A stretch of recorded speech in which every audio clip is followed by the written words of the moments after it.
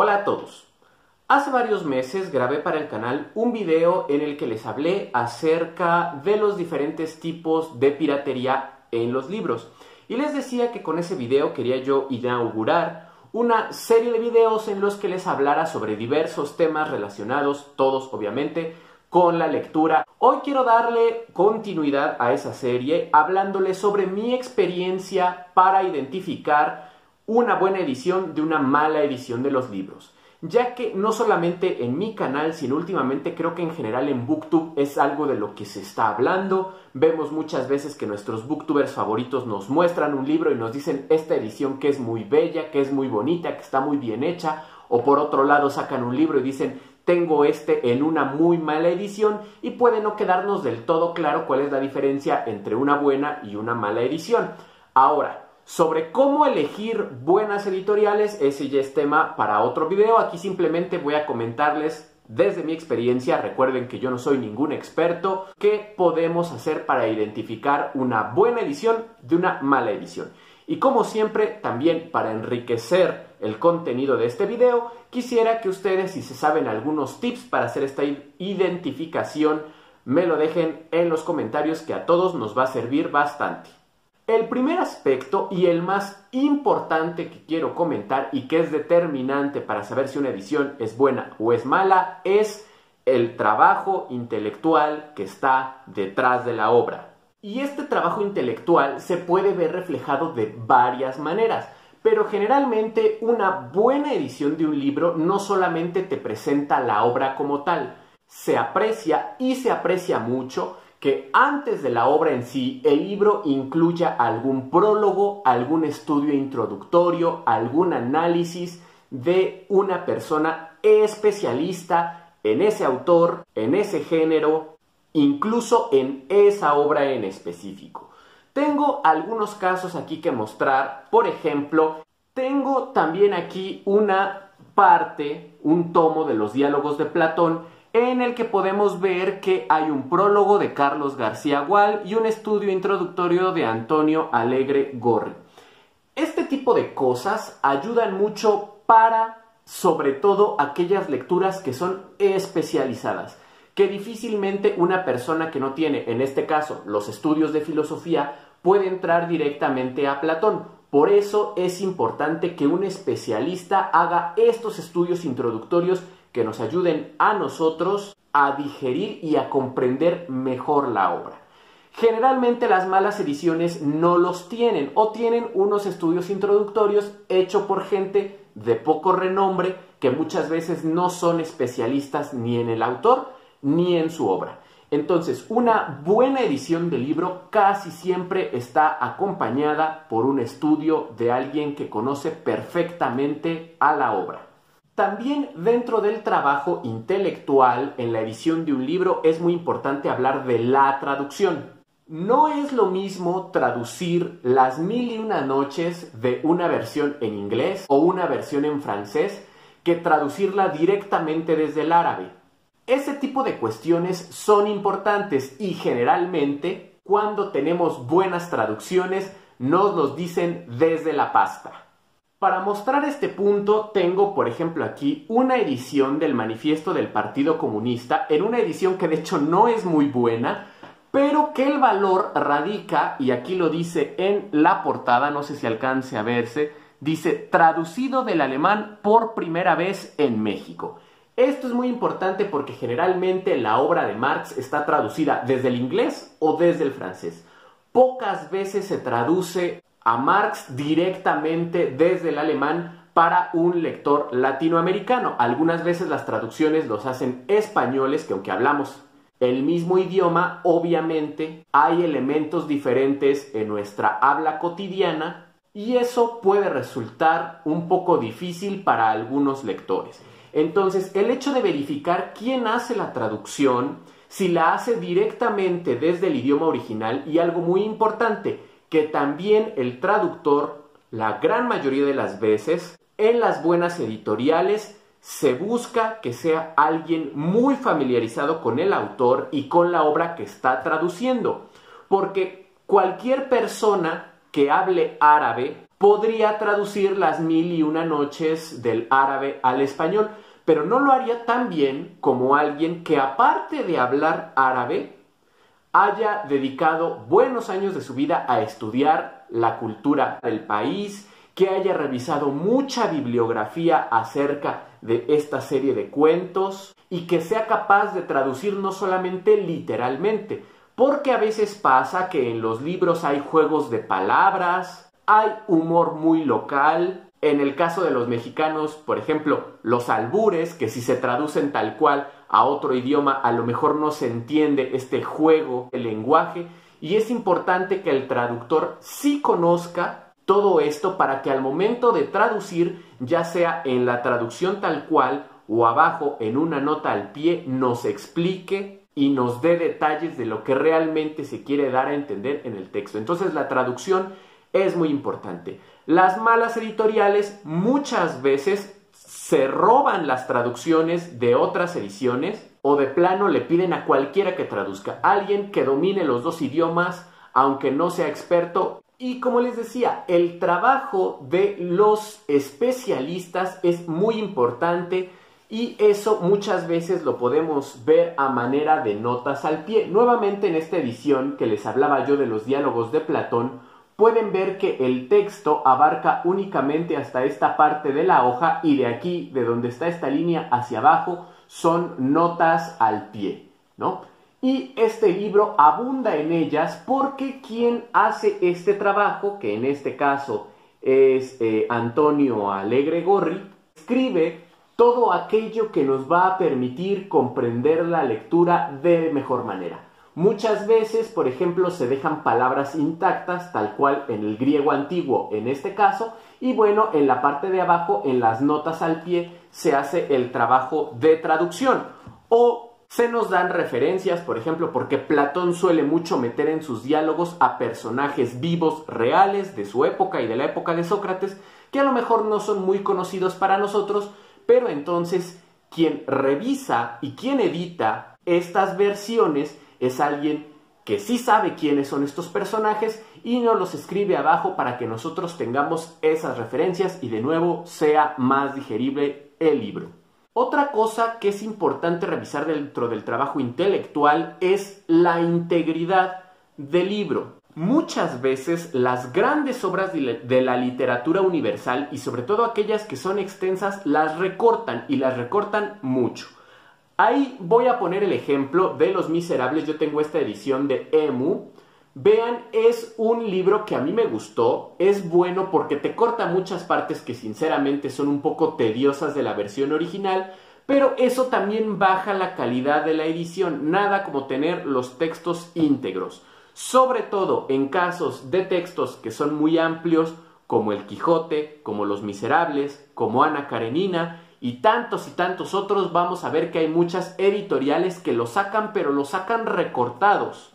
Una buena edición del libro siempre estará íntegra. Y hay otra cosa importante, que es el tema del cuidado de la redacción y la ortografía en el libro. Hay editoriales que también cometen muchísimas erratas, faltas de ortografía, se comen palabras, a veces no dejan espacio entre una palabra y otra, entonces parece hay una palabra gigante y uno tiene que medio entender dónde se corta una. Entonces, aunque sea un aspecto que parece como muy básico, todos creemos que los libros siempre están bien escritos, pero ese también es un trabajo que hay que apreciar de las buenas editoriales. Y finalmente también quiero comentar dentro de este apartado del trabajo intelectual a los editores, a los correctores de estilo y que aplican sobre todo para libros nuevos. Veremos nosotros que hay autores vivos, incluso autores que no son realmente escritores. Hemos visto que muchos booktubers, que muchos youtubers han estado sacando libros y aunque a veces de cualquier manera son malos, hay un trabajo de corrección de estilo y de edición detrás que permiten que la obra llegue de mejor manera a los lectores. Bueno, ese trabajo de edición, de corrección de estilo cuesta y es lo que le agrega también valor al libro. Entonces, la próxima vez que compremos una obra, sabremos, entre otras maneras, si es una buena o una mala edición en la medida de que esté bien traducido, bien editado que el libro contenga prólogos, estudios introductorios, incluso notas al pie que nos permitan conocer mejor la obra que estamos leyendo. En segundo lugar, quiero hablar de un aspecto que no es determinante, de hecho para algunos podría ni siquiera ser una señal de buena edición, pero que sí hace las ediciones más elegantes, más trabajadas, y son los materiales de los que está hecho el libro. Hay algunos que están hechos de un tipo de papel, por ejemplo, aquí tengo una edición de Juliette del Marqués de Sade de Emu.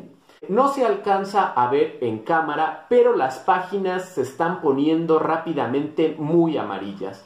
El tipo de papel es muy poroso, a mí me gusta porque te permite hacer notas o subrayar con lápiz, algo que yo hago mucho, pero que sí tiene la desventaja de que el papel se desgasta muy rápido. Incluso estando a resguardo en esta habitación en la que no da mucho el sol y pese a todo tiene una ventilación más o menos decente y las hojas se están poniendo amarillas.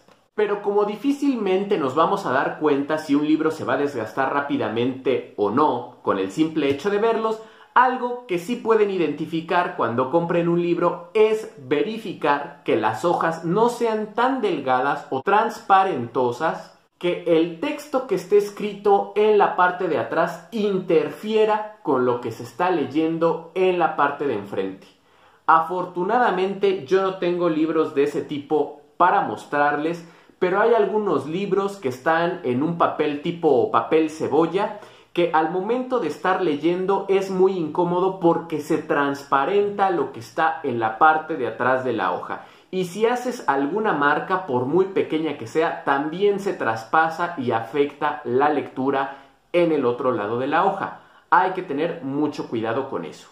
También dentro de los materiales quiero hablar, por ejemplo, de las tintas.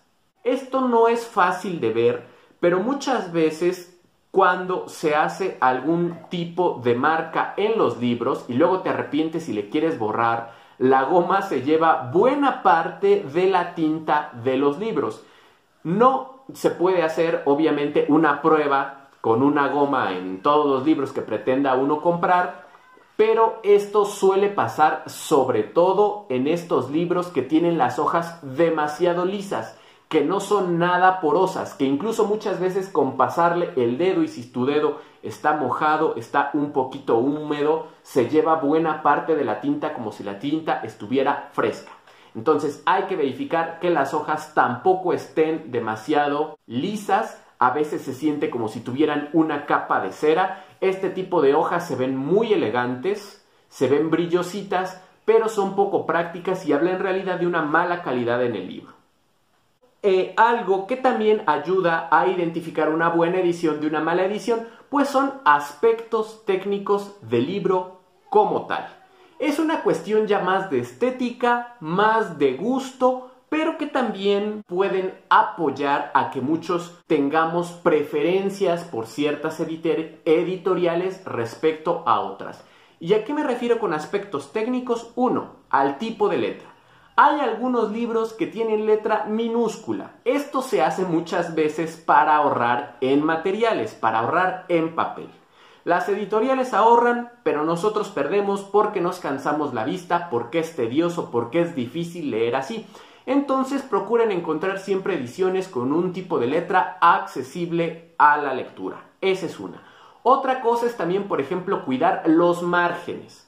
Algunas editoriales no te dejan buenos márgenes, también para ahorrar en materiales, pero no habla muy bien de la editorial si apenas terminado el texto tienes 1 centímetro de margen y se acaba la hoja. Lo correcto, algo que habla de una edición bien cuidada, es tener al menos un par de centímetros o un poco más entre el margen del texto y el final de la hoja como tal. También podemos considerar algunas cosas extras que a veces traen los libros, como por ejemplo las ilustraciones. Un libro con ilustraciones se aprecia mucho más que un libro sin ellas, sobre todo si las ilustraciones son originales y o son de buenos ilustradores. Otras cosas que ayudan a identificar una buena edición en términos de aspectos técnicos del libro son, por ejemplo, que incluya mapas, que tenga relieves en las hojas. Algunos incluyen, por ejemplo, separador, incluyen discos. Aquí les quiero mostrar, por ejemplo, un poemario que tengo y que en la parte de atrás incluye un CD, ¿no?, con varios de los poemas que están en este libro con la voz del escritor. Este tipo de cosas adicionales, les repito, no son determinantes, pero sí nos hablan de ediciones cuidadas, de ediciones que vale la pena tener en el radar. Y ya para terminar con este video, quiero hablarles de algunas cosas que no son señales de tener una buena edición. Y en primer lugar, el precio. Es verdad que generalmente una buena edición te va a costar mucho más dinero que una edición descuidada, pero no necesariamente es así. Hay que tener mucho cuidado con la relación calidad y precio que encontramos en los libros. Hay algunas editoriales que son muy caras porque tienen un catálogo muy exclusivo. Por ejemplo, venden a autores que no se encuentran en otras editoriales, pero que no por eso son buenas ediciones. Ahí entonces te están cobrando por la exclusividad de leer a tal autor, aunque sus ediciones sean descuidadas. Entonces, ojo con el precio. Sí suele ser una señal de una buena edición, pero no necesariamente. Otra cosa que no determina que una edición sea buena es qué tan bonita es la portada. Muchas veces nosotros nos hemos ido con la finta de que un libro que es estéticamente bonito va a ser una buena edición y no es cierto.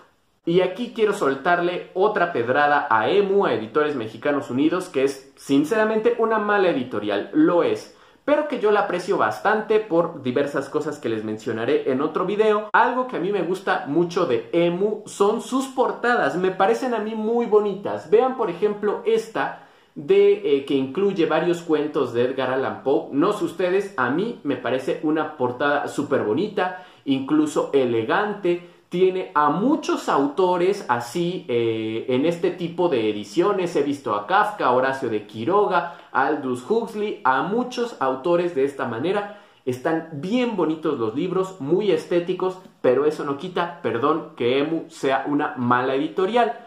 Por otro lado, tenemos una editorial de la cual yo no tengo ningún ejemplar, pero que sus portadas son feas, en serio, feas, feas, feas, y son las de Cátedra. Si pueden buscar en internet, busquen cómo es una portada de esta editorial. Son muy feas, pero de que Cátedra es una buena editorial, lo es. Entonces, la estética del libro no es un buen indicador para saber si tenemos una buena o mala edición. Mucho cuidado con las pastas, que pueden ser bastante engañosas.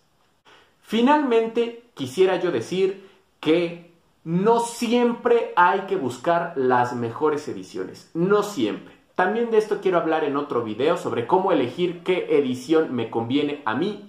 Pero probablemente si tú, como yo, no tienes mucho dinero y realmente no te dedicas de manera profesional a la literatura, no necesitas las mejores ediciones del mundo. Sí busca ediciones decentes que te permitan hacer una lectura placentera sin gastar una fortuna. Ahora que si tu situación es diferente, porque tú sí eres profesor de literatura en una universidad o estás estudiando literatura, tienes dinero y pretendes en algún momento de hacerte de una buena biblioteca, ahí sí ve siempre en busca de las mejores ediciones.